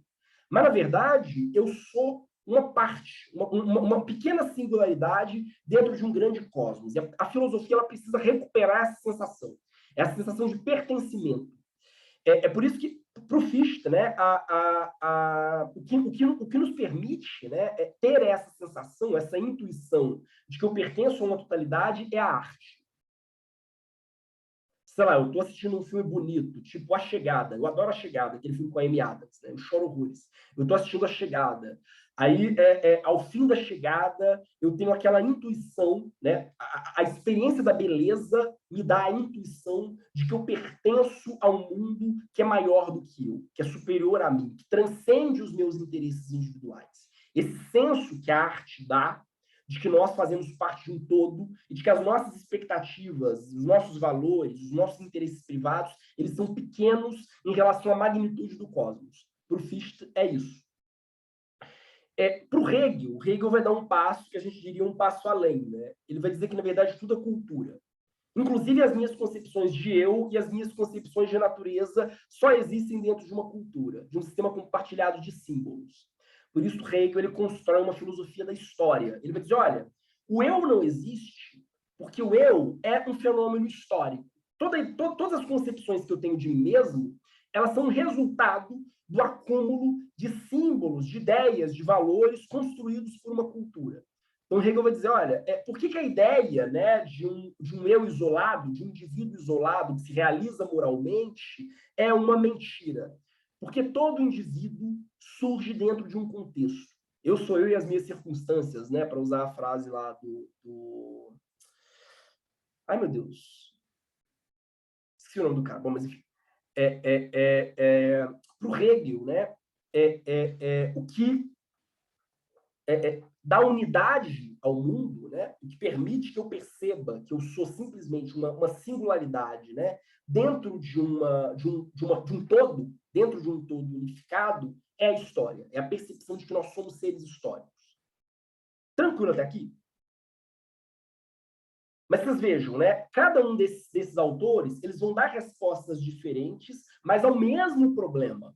Qual o problema é? Superar o individualismo e estabelecer uma filosofia para os tempos modernos, né? Uma filosofia digna de um mundo pós-revolucionário, digna de um mundo baseado na razão, mas uma filosofia que recupere esse senso de comunidade, esse senso de pertencimento. Não é à toa que vai ser o idealismo alemão, e não Marx, né, inclusive, o termo é do idealismo alemão, vai ser o idealismo alemão que vai argumentar que o grande problema da modernidade é a alienação. O conceito de alienação surge no idealismo alemão. O sujeito moderno é um sujeito alienado. O que é um sujeito alienado? Que é um sujeito que se sente descolado do mundo à volta dele. É um sujeito que ele se sente isolado, ele se sente separado, ele se sente cingido, individualizado em relação ao mundo à volta dele.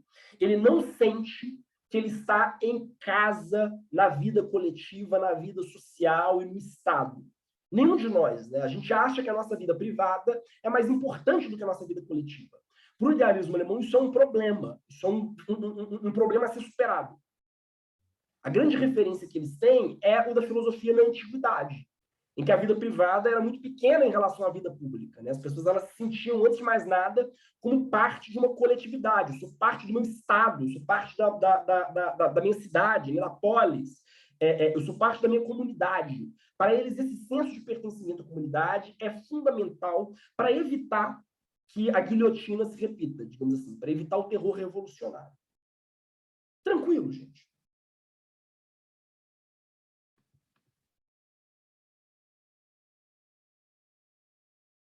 Mesmo? Agora, por que a gente chama esses autores de idealistas? Até agora eu não falei isso, né? Por que a gente chama esses autores de idealistas? Porque eles acreditam que a razão é capaz de constituir ou de fundamentar o mundo. Que a razão como é que eu vou dizer? A razão ela é uma força que estrutura a vida social. Vocês percebem? Eles não são idealistas porque eles são muito otimistas. Aliás, muitos deles são boa parte deles são muito pessimistas, na verdade. Eles não são idealistas no sentido que a gente poderia imaginar, né? Que são autores otimistas que acreditam numa grande utopia de realização. Eles são idealistas porque eles entendem que o nosso mundo é orientado pelas nossas concepções, pelas nossas ideias, pela nossa razão. Tranquilo. Esses são os três, né? O Fichte, o Schelling e o Hegel, né? Deles o Fichte sempre, quer dizer, deles o Schelling sempre foi o mais bonito. Dizem até que ele era um jovem lindo, né? Bom, eu vou falar um pouco do Schelling, mas para a gente entender o Schelling, é bom a gente voltar à relação que o Schelling tem com seus dois grandes amigos de juventude, que são o Hölderlin e o Hegel.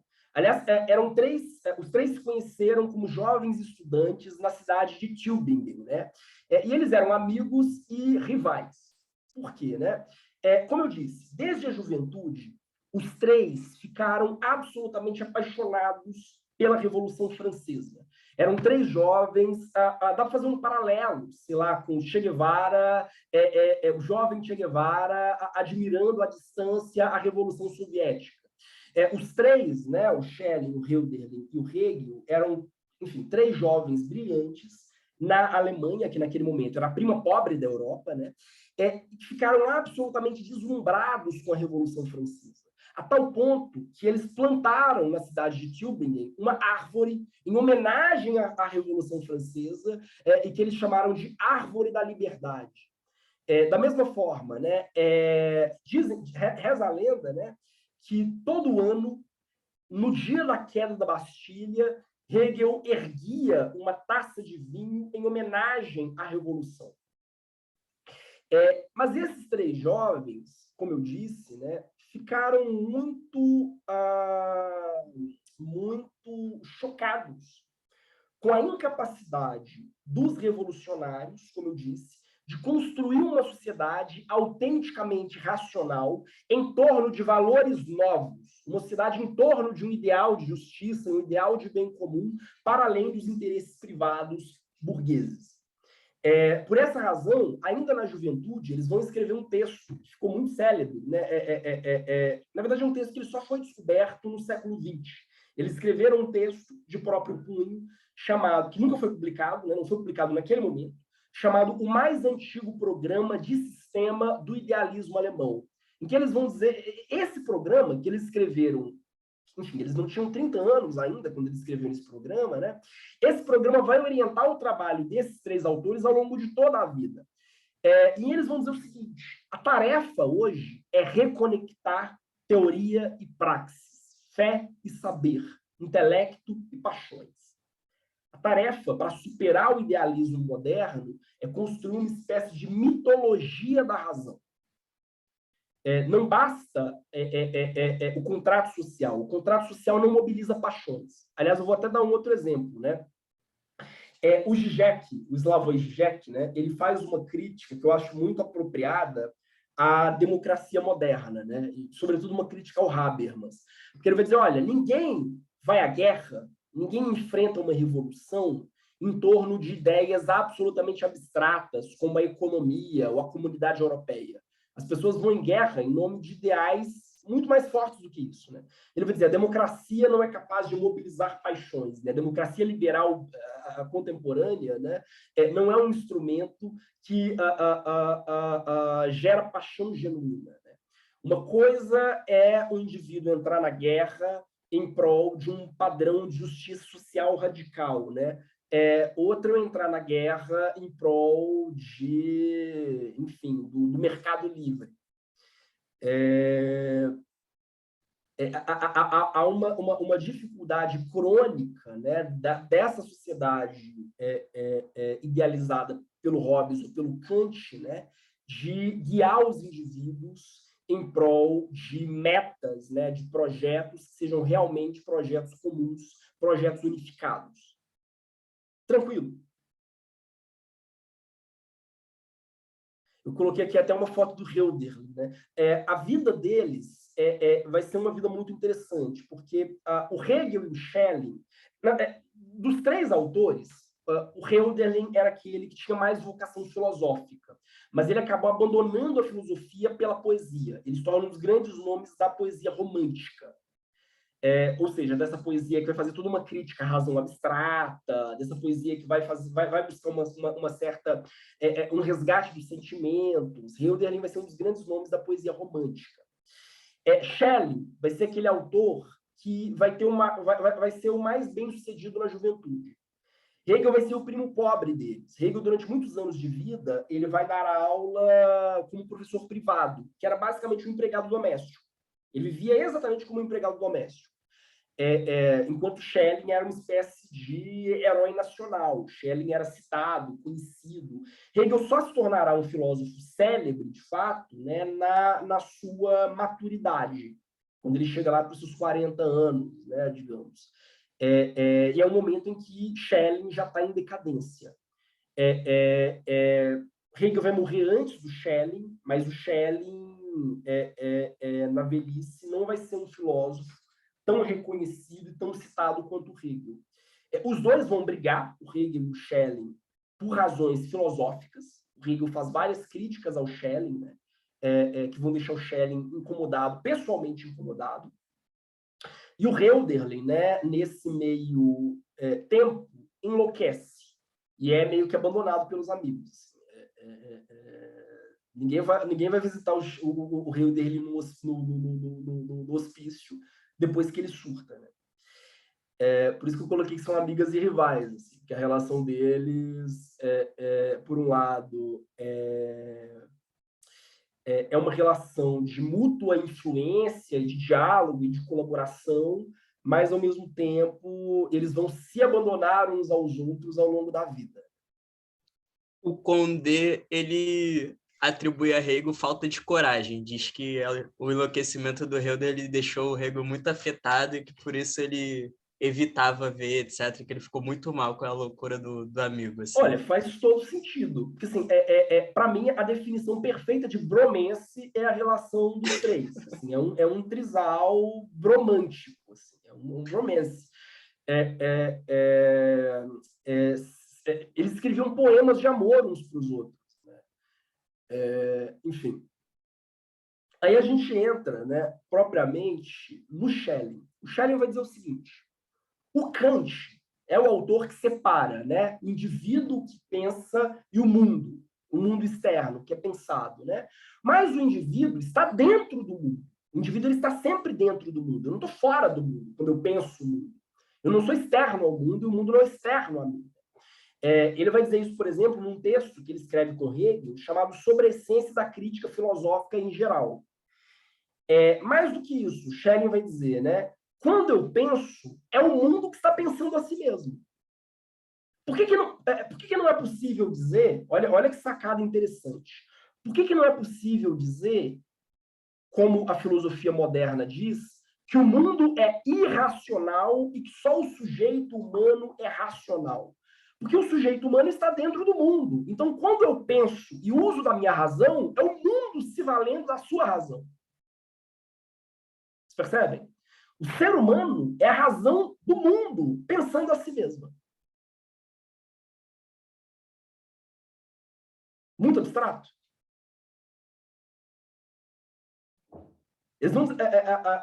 Não existe oposição real entre o sujeito e o objeto. Toda vez que um ser humano pensa, é o mundo, é a natureza pensando a si mesma. O ser humano é a estratégia do cosmos para pensar a si mesmo. Esses filósofos são mais radicais do que isso, né? Por isso que o ser humano é divino. Para eles, o ser humano é literalmente um ser divino. O ser humano dá sentido ao universo. Porque o ser humano é o universo se voltando para si mesmo e sendo, pela primeira vez, capaz de se autocompreender. Vocês percebem? Aliás, isso fecha o ciclo, vamos dizer assim, né? Se a gente pega a filosofia medieval, quer dizer, se a gente pega a filosofia na Antiguidade e na Idade Média, são autores que vão dizer o seguinte: o mundo é racional porque existe um Deus e esse Deus criou o mundo de forma racional. Os filósofos modernos vão dizer, não, o mundo é irracional porque não existe um Deus que criou esse mundo de forma racional. A única criatura racional no mundo é o ser humano.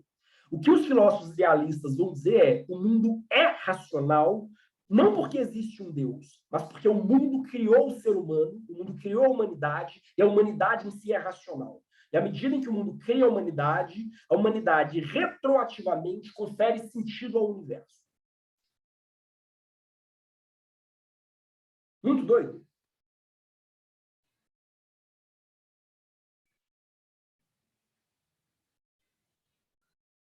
Alguém? Vai lá.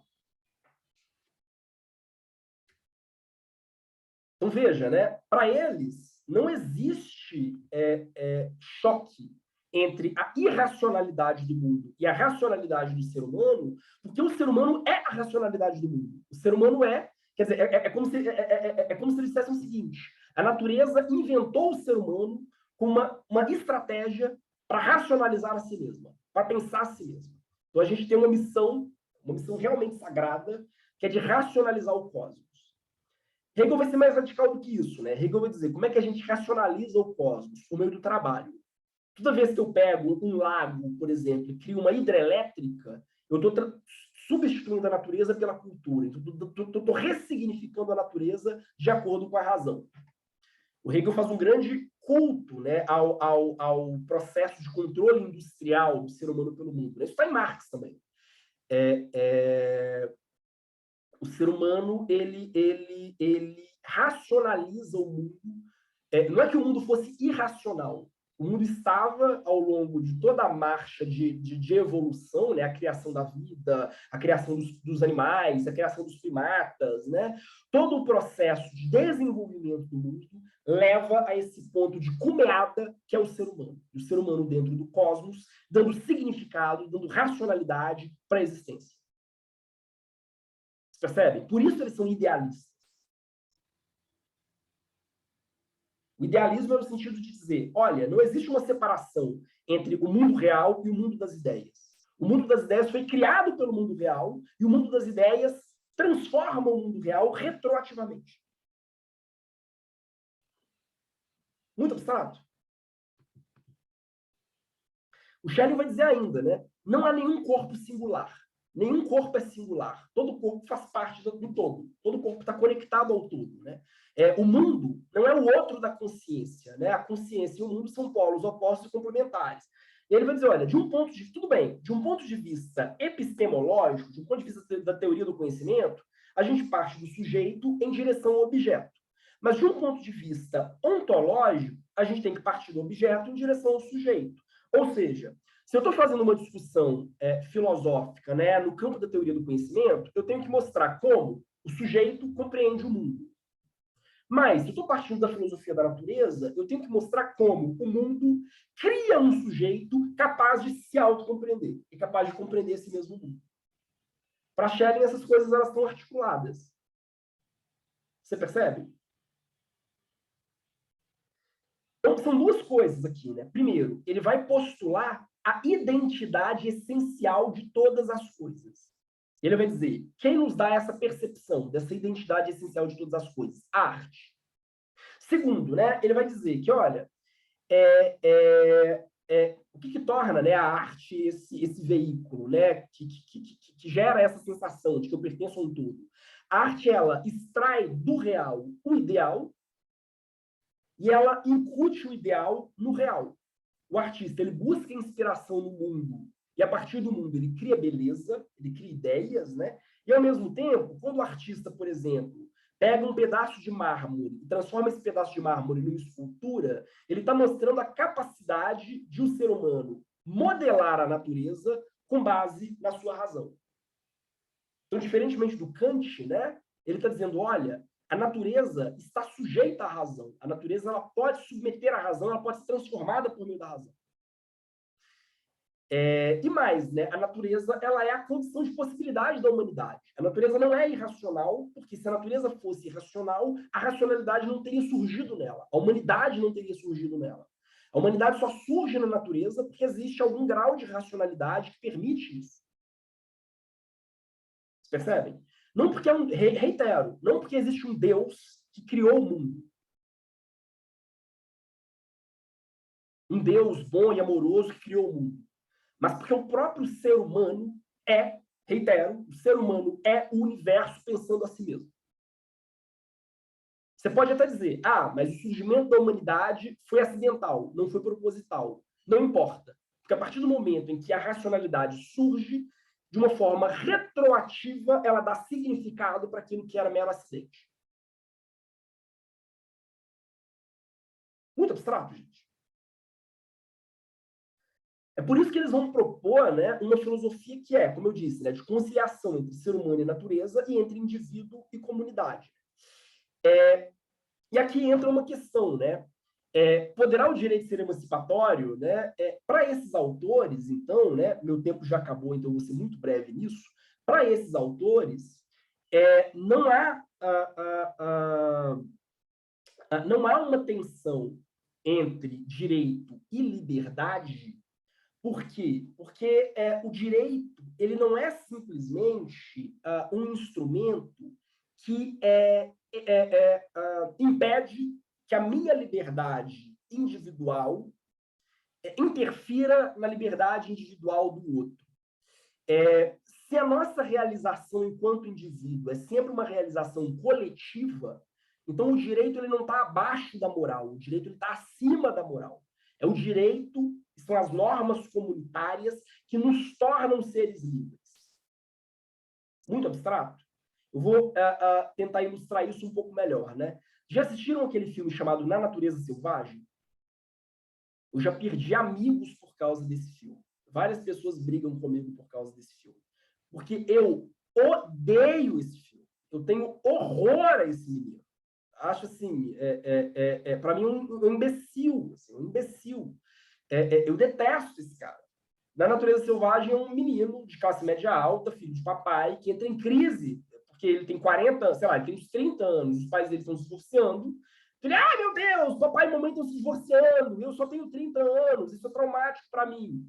Então ele decide ir para o meio do mato para realizar a sua própria liberdade sozinho. Kantiano, vou realizar a minha autonomia moral livre da interferência de outros sujeitos, porque o inferno são os outros, né? O outro é sempre uma ameaça à minha auto-expressão e à minha liberdade. Então ele vai para o meio do mato, porque ele acha que no meio do mato ele vai ser plenamente livre.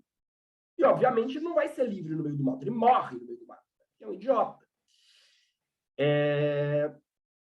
Morre de uma forma triste e miserável. É muito triste, triste mesmo. Assim. Mas, enfim, ele morre.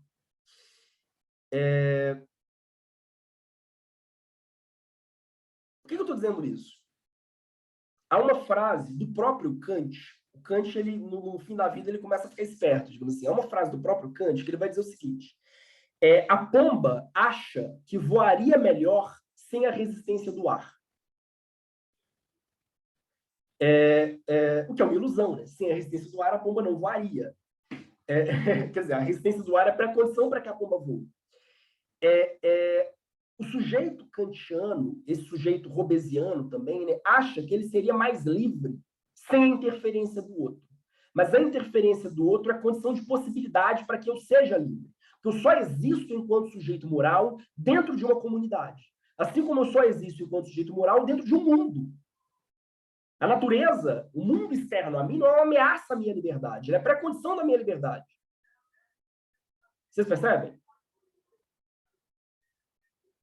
Quer dizer, a autonomia do indivíduo, ela só acontece no convívio com outros indivíduos igualmente autônomos. A autonomia do indivíduo só existe em comunidade.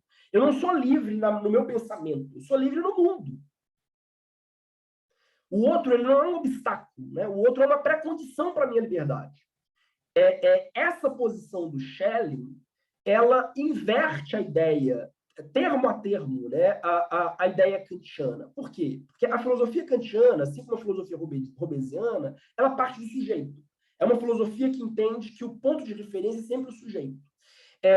Tanto que eu vou pensar a sociedade como uma conciliação de interesses de sujeitos. O que a filosofia do Schelling, do Hegel, né, e também do Fichte vai dizer é, na verdade, que o sujeito só existe dentro de uma comunidade. Então, não é que primeiro eu tenho um grupo de sujeitos, um grupo de indivíduos isolados, que criam um pacto social e concebem uma comunidade. Não. Primeiro eu tenho uma comunidade, e essa comunidade, a partir dos seus valores, das suas concepções compartilhadas, né, das suas crenças, né, essa comunidade cria sujeitos. Vocês percebem? Eu não existo fora de uma cultura. Por que isso é importante? Né? Por que isso é chave? Bom, já vou fechar. Né? Por que isso é chave para a gente entender a filosofia contemporânea? Porque a filosofia contemporânea ela vai argumentar que a ideia de uma mente isolada de um contexto social é uma ficção. Toda consciência é formada dentro de um contexto social. Então, todo debate sobre contrato social é uma ilusão. Assim como todo debate sobre direitos individuais prévios às normas estabelecidas pela comunidade são também uma ficção. Né? Se você pega uma perspectiva kantiana e também uma perspectiva liberal, né? Primeiro eu tenho o sujeito, primeiro eu tenho o indivíduo. Esse indivíduo é dotado de direitos fundamentais que são anteriores à política, são direitos pré-políticos, né? E eles servem como espécie de restrição moral à atividade política. Todo direito é uma forma de coerção que, de alguma forma, restringe a minha liberdade natural. Da perspectiva do Schelling e do idealismo alemão, e é o grande legado que eles vão trazer, né, ao pensamento contemporâneo, todo direito é uma criação coletiva. É uma criação coletiva de uma cultura. Por quê? Porque eu só existo enquanto indivíduo, dotado de direitos e deveres, dentro de uma cultura, dentro de uma rede de relações intersubjetivas. É por isso que, para eles, o direito é o reino da liberdade realizada, né? A autoexpressão de um povo. Né? Esses autores eles vão passar, assim como, né, da filosofia antiga e medieval para a filosofia moderna, a gente tem um passo do justnaturalismo para o justpositivismo, né? Da filosofia moderna para a filosofia contemporânea, a gente tem um passo do justpositivismo para o justculturalismo. É a ideia de que o direito não é simplesmente o arbítrio, vamos dizer assim, a conciliação de arbítrios entre indivíduos. É a ideia de que o direito é a expressão dos valores compartilhados por uma cultura. Por quê? Porque o indivíduo existe dentro de uma cultura. Eu sou reflexo de uma coletividade que me antecede. Eu sou reflexo de uma totalidade. Tranquilo isso, gente?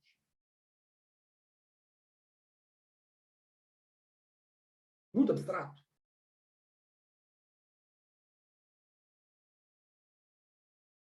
Não? Sim? Olá? Alguém? Estão quietinhos?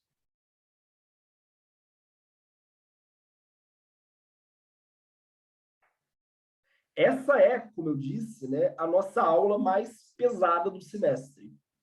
Mas eu acho ela importante porque ela vai mostrar duas coisas, né? Primeiro, né, ela mostra como na filosofia contemporânea a gente tem uma percepção de como eu não posso pensar nem em termos de valores objetivos, nem em termos de valores puramente subjetivos. Todo valor é intersubjetivo, no sentido de que os valores que eu adoto são valores construídos pela tradição ao qual eu pertenço. E mesmo que eu rejeite esses valores, eu vou rejeitar esses valores a partir de categorias que são oferecidas. Quer dizer, ninguém cria a si mesmo. Nenhum indivíduo é pai de si mesmo. Né? Todo indivíduo constrói a sua visão de mundo, as suas ideias sobre o que é justo, sobre o que é injusto, o que é o bom, o que é o mal, né? Em diálogo com uma comunidade que o precede. Então, a minha razão, ela nunca está descolada do mundo à minha volta. A minha razão é um produto do mundo à minha volta. Há um filósofo neo-hegeliano, em certo sentido, né, embora seja um pensador conservador, que é o McIntyre, que ele tem um livro muito interessante chamado Racionalidade de Quem? Justiça de quem? Qual racionalidade?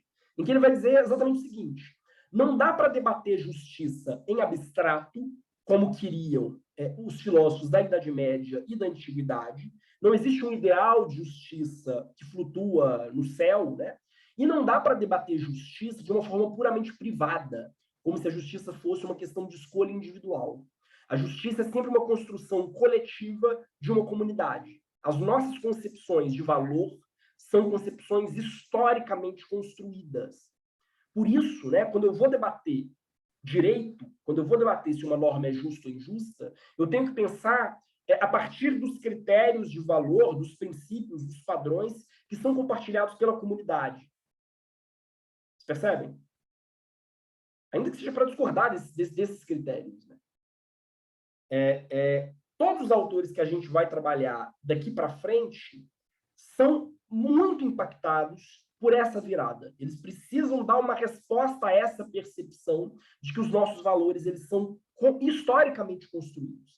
Essa percepção da historicidade das ideias, das nossas convicções, né, que faz do idealismo alemão esse ponto de virada, faz do idealismo alemão esse ponto de transição. Tranquilo, gente. Muito abstrato. Podemos fechar? Sim? Bom, é isso. Eu agradeço a atenção, agradeço a paciência. Fiz questão de colocar aqui o gatinho do Emotional Support Service Animal. Mas até semana que vem, salvo engano, a gente já entra em temas menos abstratos, né? E a gente já começa com a Rosa Luxemburgo. Então, já adentramos no século XX, né? E vamos começar a destrinchar, mas sempre tendo isso em mente. Quer dizer, essa virada em direção à cultura e essa virada em direção à história. Ela é cardeal para a gente entender a filosofia contemporânea. Então, um bom fim de semana para todos, um bom almoço, e é isso, gente. Até já.